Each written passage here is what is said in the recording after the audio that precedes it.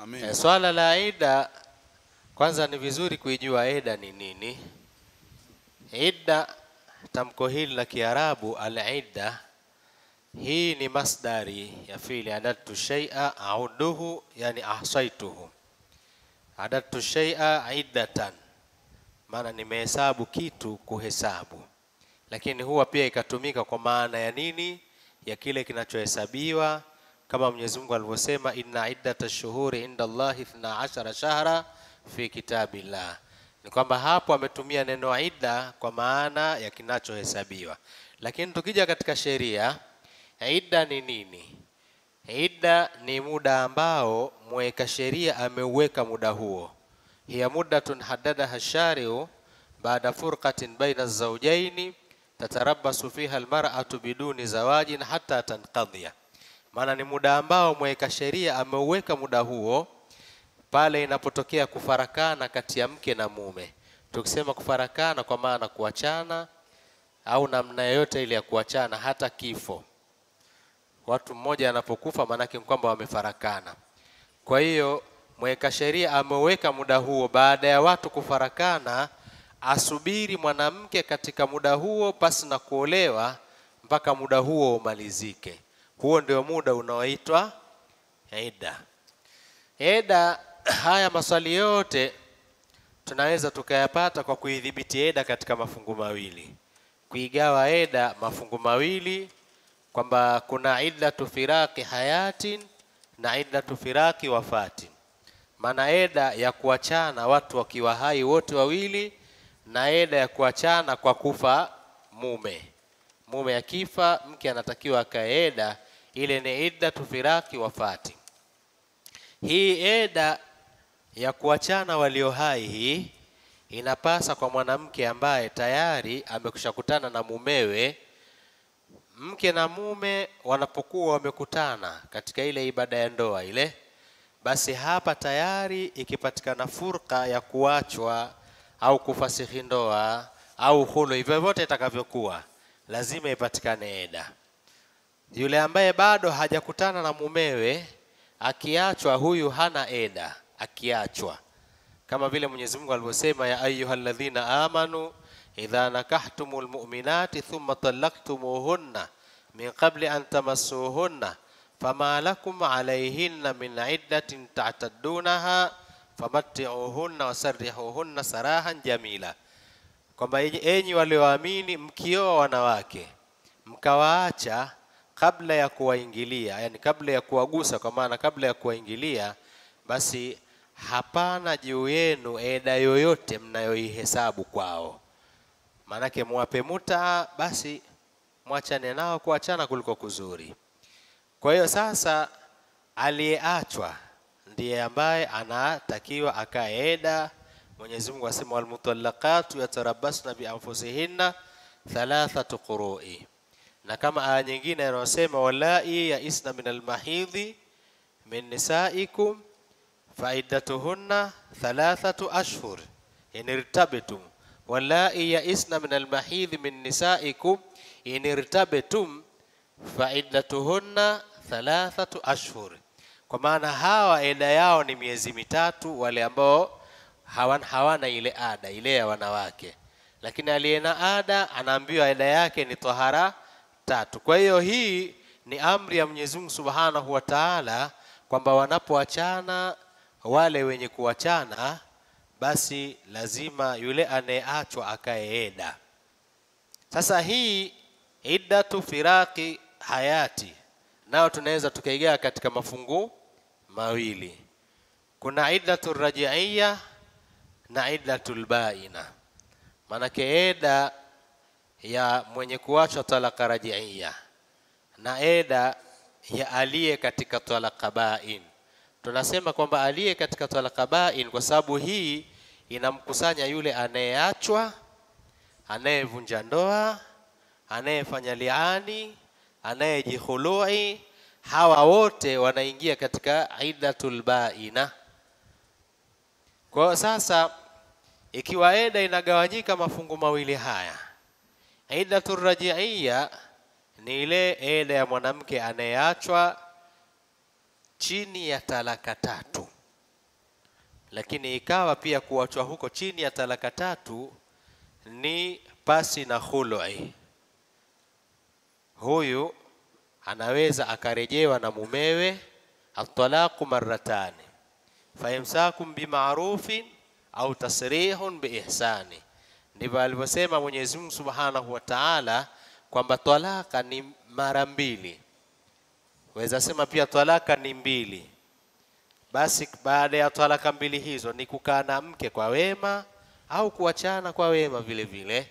Kukaa naye kwa wema manake kumrudia, au kuachana naye kwa wema kwamba basi tena hakuna kumrudia tena, amalize eda aende akatafute, yani kama atapata wa kumuoa aolewe, basi masala yamekwisha. Kwa hiyo hukumu ya idda ya mwenye kuacha talaka rajiia ni kwamba yule mwanamume aliyemwacha ana ruhusa ya kumrejea huyu mwanamke aliyeacha talaka rajiia muda wa kuwa yuko katika eda. Akiwa katika eda yake hajakamilisha zile qur'i tatu tulizozitaja au miezi mitatu tuloitaja, basi huyu mumewe ana uwezo wa kumrejea hata kama yeye mwenyewe hataki, aweza rejewa. Lakini kama atamaliza eda hiyo miezi mitatu au zile tahara tatu, basi huyu mumewe huyu anaweza kumuoa tena kwa ndoa mpya, mahari mapya, mapatano mapya. Hiyo ndio eda ya talaka rajiia kwa kifupi. Eda ya talaka bain nayo inagawanyika mafungu manne. Iddatul baina inagawanyika mafungu manne. Fungu la kwanza ni iddatul mutallaqati thalatha, eda ya yule mwanamke anayeachwa talaka tatu. Halafu iddatul mukhtalia, mwanamke anayejikhului akatoa chochote anachokitoa ambacho mume amekitaka ili yeye awe ameachika. Manake khului ni yule mke kuinunua ile talaka kutoka kwa mume, lakini yule mume awe amekuwa radhi kumwacha mkewe kwa hicho kinachotolewa na mke. Hapa kidogo kuna makosa huwa yakafanyika. Makosa yanofanyika ni makosa gani? Mwanamke unaweza ukakuta hamtaki mume, pengine amepata mume mwingine ambaye kaona amempenda zaidi, basi mwanamke huyu anakwenda labda kwa shekhe au kwa nani, anakwenda kumwambia kwamba mimi yule mume simtaki tena, na mahari yake hii hapa. Anarudisha mahali yake eti ndo amejihului, bila mume kuwa na taarifa yote, bila mume kuwa radhi na khului ile. Hii kwa hakika hakuna khului ya namna hiyo, kwa sababu hata Mtume sallallahu alayhi wasallam katika hadithi ya bwana mmoja ambaye mkewe alikwenda kwa Mtume sallallahu alayhi wasallam na kumwambia kwamba mimi bwana akrahul kufra fil islami, mimi nachukia kufuru katika Uislamu, huyu mume wangu mimi sina mapenzi naye. Mtume sallallahu alayhi wasallam akamwambia atarudina hadiqatahu, utamrudishia bustani yake, kwa maana kwamba ajikhului. Yeye huyu bwana ambaye mke hamtaki, bustani ile Mtume sallallahu alayhi wasallam alimtaka yule bwana aikubali ile bustani, aikubali kutoka kwa mkewe ili awe ameachika. Lakini si kwamba huyu mke aliambiwa arudishe tu alafu akamwambia mimi bustani yake nimemrudishia niacha, awe ameniacha. Lakini ni lazima, kwa kuwa khului ni talaka, ni lazima talaka hii iwe ni kwa ridhaa ya mume, la sivyo hakuna ndoa itakayodumu. Sababu wanawake wengi asilimia kubwa huwa wakatawaliwa na mihemko.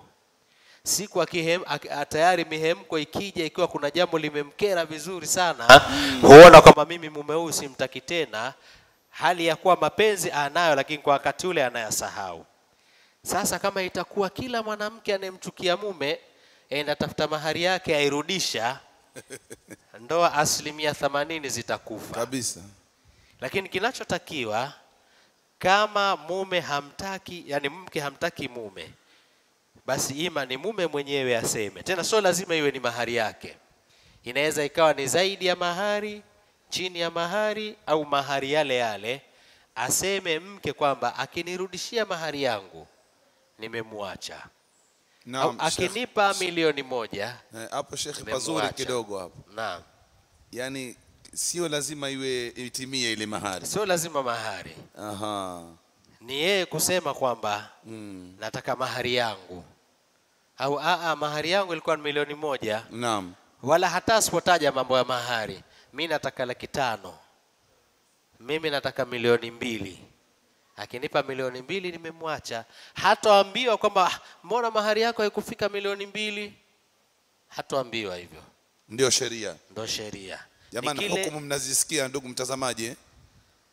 Ni kile atakachokitaka mume, kwamba kikitekelezwa na mke ameachika.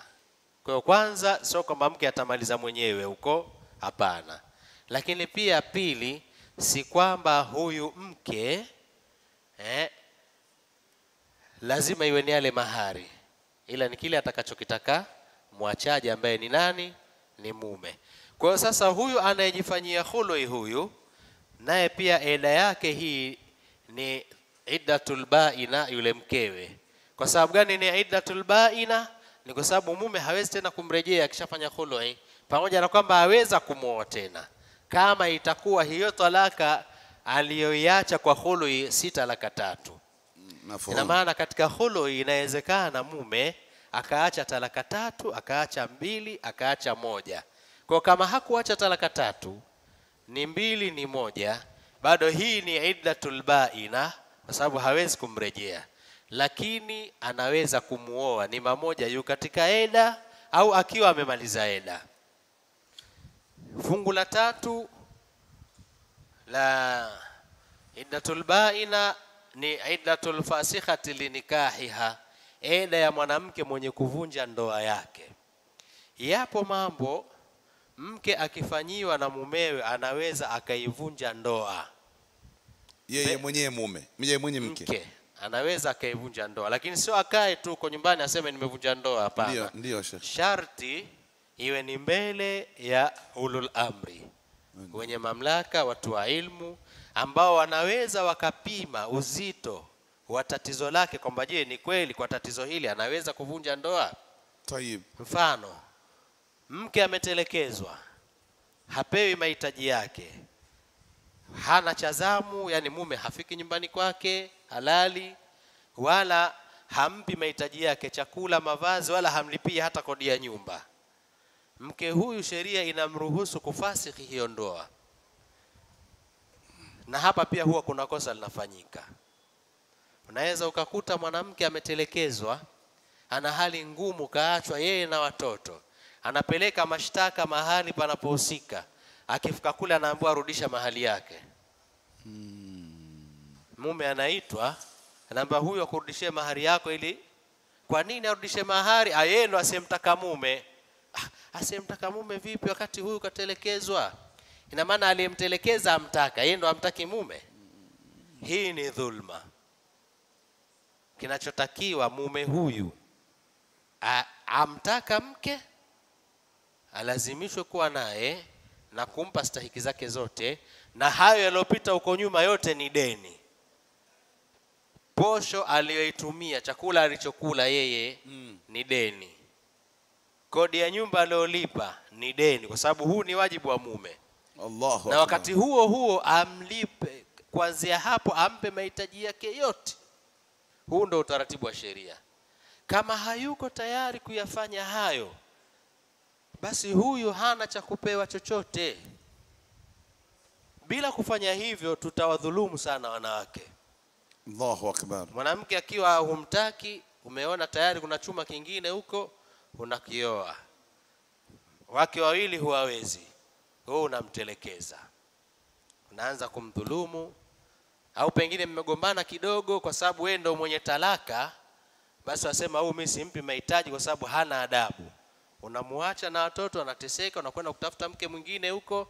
Maana sisi kuruhusiwa kuoa mke zaidi ya mmoja kwetu imekuwa ni fimbo ya kuwachapa hakina mama. Allahu akbar. Unakwenda kutafuta mke mwingine, huyu huku unamuacha anateseka, alafu anakwenda kushtaki kule ambako anajua kwamba atapata haki yake, kule ambako anajua kwamba atatetewa, anaambiwa arudishe mahari. Hiyo ni dhulma. Kinachotakiwa aitwe mume, akiri makosa yake. Akikiri makosa yake, je, kuanzia sasa utaishi naye vizuri, hutamdhulumu? Nitaishi naye vizuri. Mke abembelezwe, akubali kuishi naye vizuri huyo. Akikubali kuishi naye vizuri, wakae. Abembelezwe, si alazimishwe. Sio alazimishwe. Kuna lugha hapo shekhe. Huwezi kumlazimisha. Pengine anaweza akasema, bwana mimi nataka kwanza unilipe ile miaka 2 ambayo hukunipa chakula, nilikuwa natumia kila siku shilingi 5000, nilipe ni kwanza. Haki yake mke kusema hivi. Nilipe. Huwezi ukasema utanipa chakula wakati pamoja na kwamba yaambiwa ndoa haivunjwi kwa deni lililopita. Yaambiwa hivyo. Lakini sasa kwa watu wa sasa tulivyo, riayatan lilmasalih, yafaa kabisa kusema mimi sirudi kwake huyu mpaka anilipe kwanza. Kwa hizi tabia tulizo nazo sisi, kwa tabia watu wa zama hizi, sisi wanaume wa sasa ambao si wanaume ambao tunajua wajibu wetu. Kwa sasa huyu alfasikhatu linikahiha akishavunja ile ndoa, tayari hapa huyu yuko katika iddatul baina, harejeleki. Mume akimtaka aweza akamuoa, na hii haihesabiki kuwa talaka.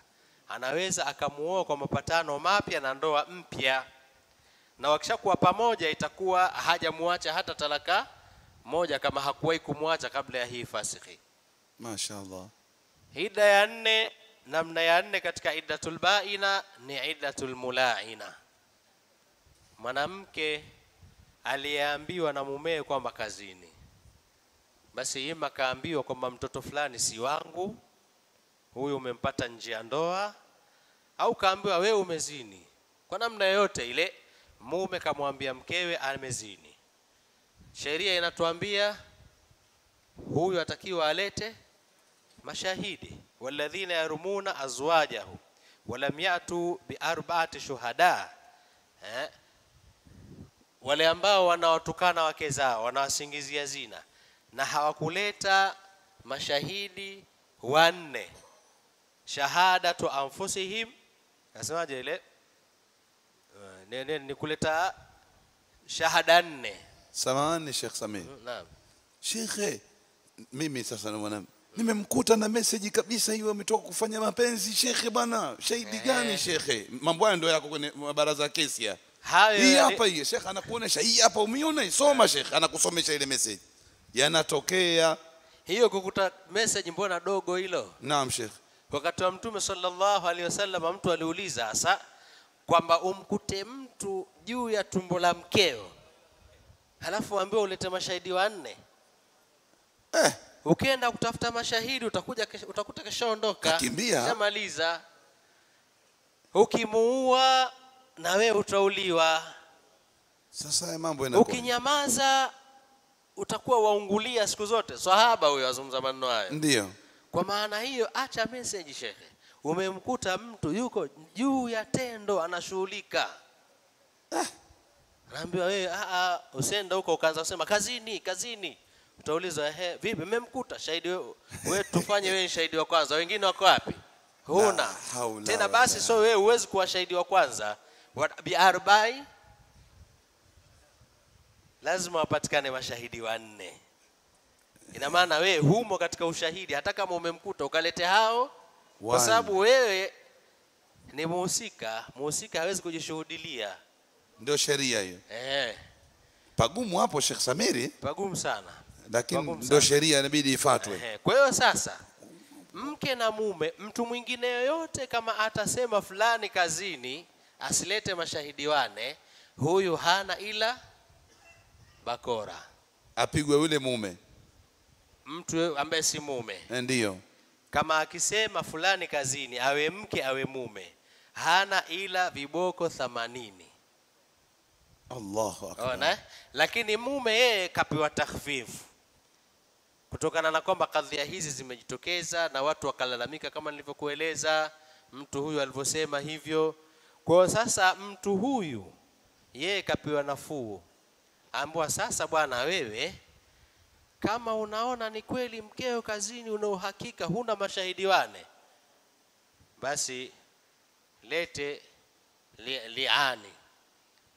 Liani ambayo ni 4 shahadati billahi innahu lamina sadiqin. Alete shahada 4 ahape kwa Mwenyezi Mungu kwamba yeye ni katika wa kweli katika kile alicho msingizia mkewe kwamba huyu kazi ni kweli.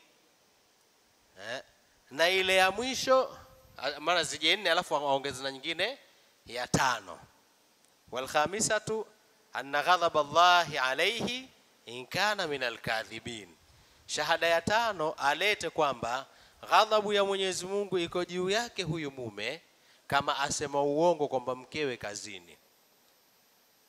Na hizi shahada zote fuqaha wanasema akiitamka ile shahada ya kwanza ashhadu billahi inni la minas sadiqin fima ramaitu bihi fulana min zina, umeelewana akisema mara moja alafu apewa mawaidha ambapo bwana, lakini una uhakika bwana, hebu angalia bwana, isije kuwa bwana wewe mwanamke wamsingizia bwana, afadhali kubali boko 80 utaadhibiwa akhera kama sio kweli. Kama bado msimamo wake ni ule ule, yeye ni mkweli, atatamka tena mara ya pili mpaka mara ya 4. Akimaliza mara ya 4 baada ya waadhi ataongeza hiyo ya 5. Sasa anna ghadab Allahi alayya, maana aseme ashhadu billahi inni la minas sadiqina innani la minas sadiqina fima ramaitu bihi fulanata minaz zina wa alayya ghadabullahi in kuntu minal kadhibin. Hiyo itakuwa amefunga shahada ya 5. Akishasema hivi kwa madhhabu ya Imam Shafi na wale wafikiana na madhhabi hayo ni kwamba huyu mke anastahiki sasa viboko na anastahiki rajmi kwa sababu ya zina. Itakuwa yeye imemthibitikia hukumu ya zina. Lakini wengine katika aima wanasema haiwezi kumthibitikia hukumu ya rajmi. Kwa sababu gani? Itakuwaje aadhibiwe kwa kiapo tu cha mumewe, jambo kubwa kama hili la kupigwa mawe mpaka kufa? Lakini madhhabu ya Imam Shafi anasema hapo atapigwa hadi, na ushahidi ni nini? Wayadra'u anha al'adhaba, kuna muondoshia huyu mwanamke adhabu na yeye kuleta liani, kuleta shahada 4 na yeye, na ya 5 na yeye ataiongeza na laana. Allahu akbar. Na yeye aseme ashhadu billahi innahu la minal kadhibina fima ramani minaz zina, na yeye atakuwa anapewa mawaidha. Angalia kama kweli umezini bwana, adhabu ya dunia hii ndogo sana kuliko kwenda kuadhibiwa akhera. Ataendelea, akifika mara ya 5 ateme ashhadu billahi innahu la minal kadhibina fima ramani minaz zina wa alayya la'natullahi in kana minas sadiqin. Process hii ikikamilika ya mume na mke kuleta liani, hapa ndoa imevunjika. Kuna wanaosema kama Shafi'ia kwamba ndoa inavunjika kwa muktadha, yani kwa mujarrad wa liani. Lakini wasio kwa Shafi'ia wanasema, wako wengine wanasema kwamba yabidi mpaka amuache. Lakini ala kulli hali hakuna tena kuishi kati ya watu hawa, kwa sababu waliofanya liani katika zama za Mtume sallallahu alaihi wasallam wawili, Mtume sallallahu alaihi wasallam alimwambia yule mume, la sabila laka alaiha, huna njia tena ya kuweza kuwa naye huyu, kwa maana mshafanya liani. Sasa hata ukitaka kumuoa tena huwezi. Allahu akbar. Na maana huyu mwenye kufanya liani ni zaidi ya yule aliyeachwa talaka 3. Aliyeachwa talaka 3 akiolewa akapata jimai na aliyemuoa, akaachwa akamaliza eda, mume wa kwanza anaweza kumuoa. Lakini huyu aliyeachwa talaka baini, ndoa ikisha ndio mmemaliziana, ndio mshaachana pale. Kwa hiyo na yeye anakaa eda. Huu ni katika iddatul mulaana.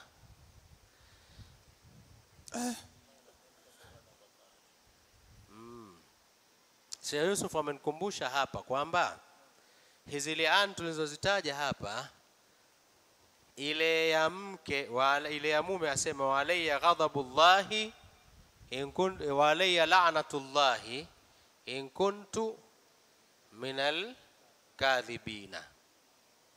ile ya mke, ile ya mume. Umeelewana eh? Nimeweka mbele nyuma. Maneno ambayo ayatamka mume nimeyatamka kwa mke, anayatamka mke nimeyatamka kwa mume. Usahihi ni kwamba katika ile mara ya 5 ya mume, wa alayya la'natullahi in kuntu minal kadhibina, kama vile ambavyo aya inasema wal khamisatu anna ghadhaba Allahi alaiha in kana minal kadhibin, au qiraa kingine kinasema wal khamisatu an ghadiba Allahu alaiha in kana minas sadiqin. Wal khamisatu anna ghadaba Allahu alaiha in kana minas sadiqin, au wal khamisatu an ghadiba Allahu alaiha in kana minas sadiqin. Kwa hiyo ghadhabu ni mwanamke ndo anayesema wa alayya ghadabullahi in kana minas sadiqin, na mume katika ile mara 5 anasema wa alayya la'natullahi in kuntu minal kadhibina. Mashaallah. Kwa hiyo sasa hizo ni namna mbili za eda. Eda ya firaku hayati, eda ya kuachana watu wakiwa hai. Lakini eda hii nayo pia vile vile iko katika mafungu matatu. Inagawanyika mafungu matatu. Kuna iddatul aqra'i, na kuna iddatul ashhuri, na kuna iddatu wadhil hamli. Iddatul aqra'i ndio ile tulosoma aya hapa, wal mutallaqatu yatarabbasna bi anfusihinna 3 qurui. Wale wanawake walioachwa wasubiri wao wenyewe, manake si lazima awe kweda, yeye mwenyewe tu asubiri qur'i 3. Qur'i 3 katika madhhabu ya Shafi'ia ni tahara 3. Akiachwa katika tahara ambayo Mwenyezi Mungu kasema fatalliquhunna li'iddatihinna wa ahsul idda, waacheni katika muda wao wa kuanza eda. Kwa mujibu wa mafunzo ya sunna, muda wa kuanza eda ni mwanamke akiwa yuko tahara. Kwa hiyo sasa huyu akishaachwa hali ya kuwa yuko tahara tayari, ile ni tahara ya kwanza, aingie katika ile ada atoke ni tahara ya pili, aingie katika ile ada atoke ni tahara ya 3. Wanasema kwamba hii tahara ya 3 yatakiwa ikamilike. Itakamilika kwa yeye kuingia katika hedhi nyingine. Akiingia katika hedhi nyingine, sasa kuanzia pale yuko huru, aweza kuolewa hata akiwa katika hedhi. Huyo kashamaliza iddatu al-aqra'i. Ya pili ni iddatul ashhuri. Hii ni ya mwanamke ambaye haingii hedhini kwa sababu miongoni mwa sababu, ima hakuwa hipo kuingia hedhini katika umri wake, au alikuwa akiingia lakini kuna sababu imesababisha asiingie, na hasa sababu inayozingatiwa zaidi ni utu uzima. Wallahi ya isna minal mahidhi, wale ambao wamekoma, ya isna minal mahidhi, wamekoma hawaingii tena hedhini, ajaluhunna an yadhana hamlahunna wallahi lam yahidna. Muda wao nini? Wallahi ya isna minal mahidhi faidatuhunna 3 ashhur. Elewana?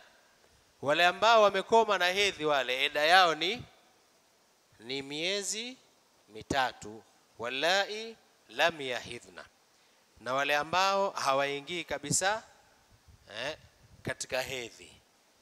Kwa sasa hili ni fungu la pili la wanawake katika hii iddatu firaqi hayati. Fungu la 3 ni wale wenye mimba, ulatul ahmali ajaluhunna an yadhana hamlahunna. Wanawake wenye mimba muda wao wa kumaliza eda ni kuzaa zile mimba zao. Kwa kishajifungua, hata kama ni muda mfupi tu baada ya kuachwa, huu tayari amekwisha maliza eda. Hata kama akajifungua baada ya miezi 9 tangu aachwe, hata maliza eda mpaka ajifungue. Na tumeambiwa wingi wa muda ni miaka 4. Wingi wa mimba, muda wa mimba wingi wake ni miaka 4. Kwa hata kama atakaa na mimba miaka 4 baada ya kuachwa, sharti ajifungue, ndo atakuwa huyu tayari anaweza sasa kuolewa na mtu mwingine. Hilo ni fungu la kwanza la iddatu firaqi hayati. Tukimalizia na fungu la pili, iddatu firaqi, wafati. Hii ni eda ya mwanamke aliyefiwa na mumewe, na hii haichagui. Hii haichagui mwanamke aliyeingiliwa, mwanamke asiyeingiliwa, wote eda yao ni moja, ya lazima wakae eda ya kufiwa. Bali hata aliyewachwa talaka zisizofika 3, aliye katika talaka rajiia, kama yuko eda, yuko katika eda ya talaka rajiia, kabla hajaimaliza mume akafa, anaambiwa huyu sasa si mtu tena wa eda ya talaka rajiia, huyu anatakiwa sasa ahame, aende kwenye eda ya kufiwa. Atakaa miezi 4 na siku 10 tangu mume alipokufa. Na huyu kwa faida ni kwamba hata katika mirathi pia anaingia, kwa kwamba aliachwa, kwa sababu kipindi alichokuwa katika eda alikuwa na hukumu ya mke. Kwa hii kama nilivyosema haichagui aliyeingiliwa, asiyeingiliwa, hata aliye katika eda ya talaka rajiia pia vile vile naye ana kaida hiyo. Nayo imegawanyika mafungu mawili. Kwa asena mimba, yatarabbasna bi anfusihinna 4 ashhurin wa 10, walladhina yatawaffawna minkum wa yadharuna azwaja yatarabbasna bi anfusihinna 4 ashhurin wa 10, wale ambao wanakufa wakaacha wake hao wasubiri wao wenyewe. Tunasema wao wenyewe, maana pasi na kuwekwa, si lazima aekwe eda kwamba aje shekhe au aje nani sasa amweka eda huyu mke. Swala la kuwekwa eda katika dini hakuna, ni utaratibu tu ujulikane kwamba eda yake atakalia wapi. Na sheria yasema huyu eda anakaa pale ambapo alikuwa akiishi na mumewe, au zimemfikia yeye habari za kufa mumewe hapo. Sasa haswa ni pale ambapo mume alikuwa anaishi naye hapo. Hatoambiwa kwamba sasa kwa sababu kafiwa aende akakae eda kwao. Hapana. Haki yake ni kupata sukna, makazi kutoka kwa huyu mume, ndugu za huyu mume aliyekufa. Atakaa miezi 4 na siku 10. Lakini hiyo ni kwa asiye na mimba. Ama kwa mwenye mimba, ile wa ulatul ahmali ajaluhunna an yadhana hamlahunna, nayo pia ina kazi yake hapa. Atakaa vile vile miezi 4 na siku, kwani atakaa mpaka ajifungue. Yeye hana eda tena miezi 4 na siku 10. Ingawaje wapo katika ulama waliotoa fatwa kama Imam Sayyidina Ali karamallahu wajha ametoa fatwa ya huyu atangoja aktharul ajalaini, lakini wanasema riwaya hiyo ni dhaifu kutoka kwake. Lakini ipo kauli ya kwamba huyu atakaa aktharul ajalaini. Aktharul ajalaini manake mwingi katika mida miwili. Kama atajifungua kabla ya miezi 4 na siku 10, atasubiri mpaka ikamilike miezi 4 na siku 10. Kama atajifungua aitafika miezi 4 na siku 10 hajajifungua, basi angoje mpaka ajifungue. Lakini itifaki ya ulama wengi ni kwamba ni kujifungua sio miezi 4 tena na siku 10. Haya ndo mafungu ya eda. Ingawaje kuna kitu kidogo nimekiruka, turudi nyuma kidogo. Tumeeleza eda ni nini, lakini hikima yake ni nini? Hikima yake ambayo hii ilikuwa tuieleze kwanza ni imma maarifatu baraati rahimi, kujua kutakata kwa mfuko wa mzazi wa mke kwa huyu mke hana mimba, au atafajjui ala zawji, kumhuzunikia mume, au ataabul. Lazima eda haiepukani na moja katika haya mambo matatu. Ima iwe ni kwa ajili ajijue kwamba si mjamzito, lakini hili kwa watu wa sasa waweza wakasema kuna ultrasound utapiga, lakini hapana. hakuna cha ultrasound. Kama siku hizi mna ultrasound, basi ataabudi. Ndio maana hata mke ambaye ameshakoma hazai tena anakaa eda akiachwa au akifiwa. Ndio maana hata mke ambaye amepiga miaka 4, 5, 10 mume hajamgusa hata siku moja atakaa eda taabudan. Unaelewana? Maana siku hizi kuna maneno kwamba mwanamke akishaona tayari ana mwaka miaka 2 haja mumewe hamuelewi yaja yale enda zake na hela huko, asema bwana mahari yake haya mpelekeeni, mimi sitaki tena, nishajivua. Akitoka hapo enda olewa. Wewe kama hii talaka kweli waiona ni talaka, basi jana na leo mimi nina mwaka wa 4 sasa. Basi hata ukiwa na mwaka wa 5 hata 10 bado unatakiwa ukae eda taabudan. Mashaallah, ndivyo inavyotakiwa. sallu ala nabi. Allahumma salli sallam alayhi. La tatu ni kumhuzunikia mume. Mume amefariki, umefiwa, ni mume, mke ni mume yule amekufa, basi akae miezi 4 na siku 10 kwa kumhuzunikia yule mume. Na ndio maana katika eda hii ya kufiwa kuna ahkami ambazo hizi hazipatikani katika eda nyingine. Miongoni mwa ahkami hizo ni tarku zina. Huyu mke asijipambe. La yahillu limra'atin tu'minu billahi wal yawmil akhir an tuhidda ala mayyitin fawqa 3 illa ala zawjin 4 ashhurin wa 10. Si halali mwanamke kuacha kipambo kwa sababu ya kufiwa na mtu yoyote, ila kwa kufiwa na mume ataacha kipambo miezi 4 na siku 10. Kwa maana hiyo huyu mke aliye katika eda ya kufiwa, huyu hatovaa nguo za kuvutia, nguo zenye rangi nzuri nzuri na nini, hatojitia manukato, maswala sijui hii na rangi za midomo wanja nini, yeye hatogusa. Lakini haina maana kwamba haogi, ataoga, tena ataoga na sabuni, mafuta yasiyonukia aweza paka pia, asijakakaa kama kinyago, nguo zikaja ikakunjana ikapasuka mpaka siku hajamaliza eda ili aolewe tena ana miezi 3 kwanza ya kujiweka safi. Hapana, so hivyo ataoga kama kawaida, na nguo hatovaa chafu, atavaa nguo safi, lakini sio zile nzuri za kuvutia. Tena halazimishi rangi fulani ya nguo kwamba lazima ziwe nyeusi, lazima ziwe nyeupe, halazimishwi. Huenda kwa nia nzuri ya wakale wetu pengine wakaona kwamba tukiwaachia tu hawa watajivalia tu.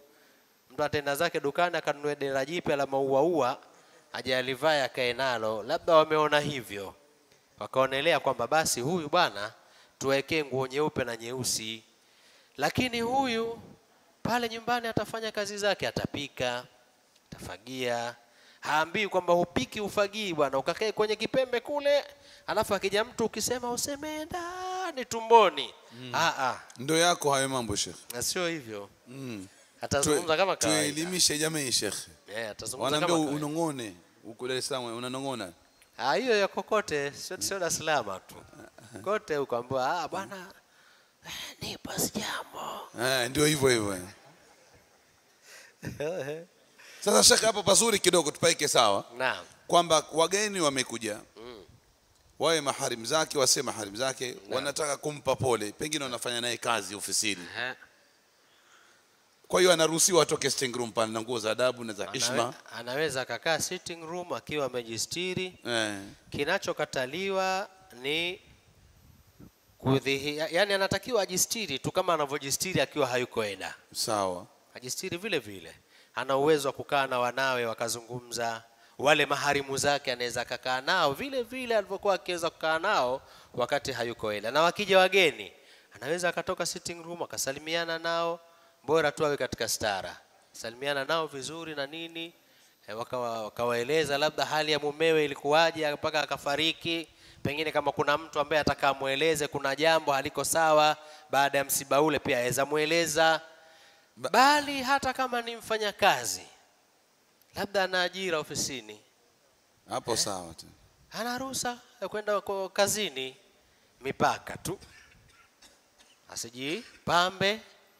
Maana na kina dada zetu siku hizi nao hawezi kwenda kazini bila kujipamba, apake japo wanja. Ukimuuliza sasa bwana uso umechakafuka, wampakia nani wanja uko kazini wendako? Hapo ndo swali sasa. Haya ndo matatizo ya kina dada wa sasa. Yani uko wendako huko wampakia nani? Akuone nani? Akuone basi lazima apake japo wanja, atie japo kijirangi kwa mbali, hata kama ncheusi hapa mdomoni. Watakiwa wayawache ya mambo hata kama hawako eda. Sasa wakiwa eda ndo zaidi, kwa sababu kama hawako eda iza akavaa nguo nzuri akenda nayo, lakini kama yuko eda avae nguo isiyo na vipambo, aende akafanya kazi yake kama kawaida. Lakini akitoka kazini moja kwa moja nyumbani kwake. Huyu aliyeeda katika miiko yake ni kutotoka bila sababu. Isiwe tena yeye yuko eda lakini shughuli za mjini hazimpiti. Akisikia kuna kitchen party huko na yeye yumo. Akisikia sijui kuna send off sijui yupo. Kuna sijui mtoto wa nani huko anyolewa na yeye yumo. Wewe si uko eda, wewe wenda wapi huko? Kwa hivi ndio vitu ambavyo anatakiwa kuviepuka akiwa katika eda, lakini sio kwenda kazini, sio pale nyumbani kwake kufanya kazi zake, sio kupikia wanawe. Hayo yote ana uhuru kabisa wa kuyafanya. Na hata kama ana biashara alokuwa akiifanya, hana mtu wa kumfanyia biashara ile, lazima aende mwenyewe, pia ruhusa akafanya biashara yake. Hiyo ni haja, ni dharura. Hapo shekhe, ni kwa naomba kidogo tusaidiane, tuwaweke vizuri watu. Maana ndio panavuruga watu hapo shekhe. Kuna mashekhe watu wa hukumu haya. Na kwa pale ndani ni hukumu lazima akae chumbani au sitting room tu, au kama madam ndani tu, kwa maana anaweza kukaa kama alivyokuwa anavyokaa zamani. Wanatayarishwa vyumba maalum, vina ufunguo, vina kufuli. Hatari shekhe, afungiwa ndani kama ile sauti uliyosema wewe. Sasa kumbe anaweza kukaa sitting room hivi akakaa akapumzika, au ni lazima aiwe chumbani, au anaweza kukaa hata barazani, mdadi awe katika mazingira ya nyumbani tu. Kukaa barazani si vizuri. Kukaa barazani hapana, lakini sitting room kwake aweza kaa, ila isiwe tena ndo kakaa na wanaume watukando wapiga story hapo barazani, maana hapana. Lakini nini sitting room aweza kaa, lakini sio akae na, ili mradi tu akae katika mazingira ya kumpambanua kwamba huyu yuko katika tafajjue.